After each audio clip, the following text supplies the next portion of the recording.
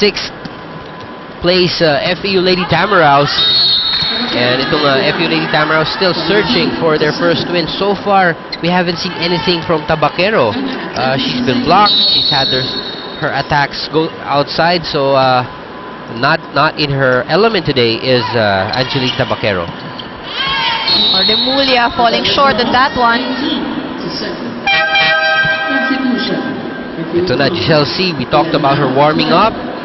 Nahuli lang ng konti, but now she is ready to go. Replacing Baniel as the setter of the Lady Tam. Shakey's, if it's fun, family pizza, it's gotta be Shakey's. Tabaquero still unable to get it through. Jen Bully was waiting for that one. Off speed to Tabaquero. Giselle C. Too high. Then gets it through the double block. 19 to 7.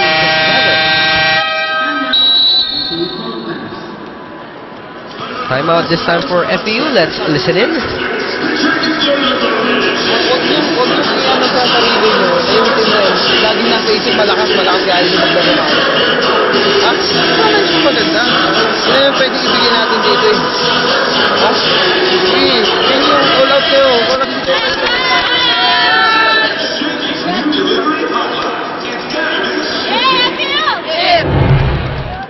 This was the previous play. Good save by Benito. Look at Nen approach against the double block. Nakalusot pa rin. They get that point. 19 to 7 here in the first set.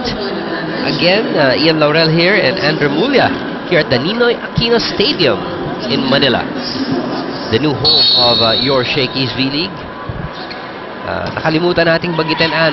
Pagka nandito sila, please look right away for the Shakey's booth. Yes, and try to avail of the limited edition ball na pwede niyong papirmahan kay That's Doc true. Ian. Sana yun. Naka-ready po yung pentel pen ko dito.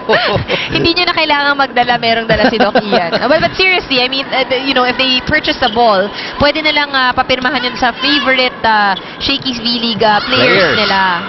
And these balls are at a good price. It's a good deal. It's $2.99 only. And when you come over and watch the games, the players actually hang around and watch the other games. So pwede nyong, tama yung sabi ni Ann, have them sign your balls and your Shakey's limited volleyballs. And just like that, Jambuli. Seemed like a very easy job there for Jeng. We were talking about Jeng Buli earlier, Ann, and we mentioned that she's had the Best Scorer Award, the MVP Award, the Yes. Best Spiker Award. But the only thing missing, and everyone knows this already, yung championship. Could this be her conference or could this be her season, Ann? It could be. I mean, with the standing of Sandugo, San Sebastian, I think they have a very big chance. Of course, may mga upset, Bilugang Bola. We don't know what will happen. But with the strong lineup that they have, you know, and we can see naman, even in the performance of Jeng, talagang every time naglalaro yan, bigay lahat eh. She's really working hard for it. And more than the individual awards that she gets, she's very open about it. What she wants talaga is a championship here in the V-League. I've heard other people say na some people, not as a negative way, but some people don't want her to win a championship because she might not come back. Baka hindi na bumalik. So, baka yun lang yung... sabi nila, hanggat di na nanay, balik naman. So they love her so much that they're definitely gonna miss her if she opts not to return as a guest player. But of course, as a player, from her side naman, talagang yun na lang ang kulang eh. Gustong-gusto niyang mapanalo yung championship. And we've seen how she has evolved as well here in the Shakey's V-League. Nag-start yan, nahihirapan pa mag-English. Ngayon, English and Tagalog na kaya niyang sumagot. Very much. Sa lahat ng mga interviews or even if you converse with her. That is so true. First set going to the Sandugo San Sebastian Lady Stags, 25 to 8. Let's take a look at her Shakey's shake and play. Look at this, di makulangan setting to Boli.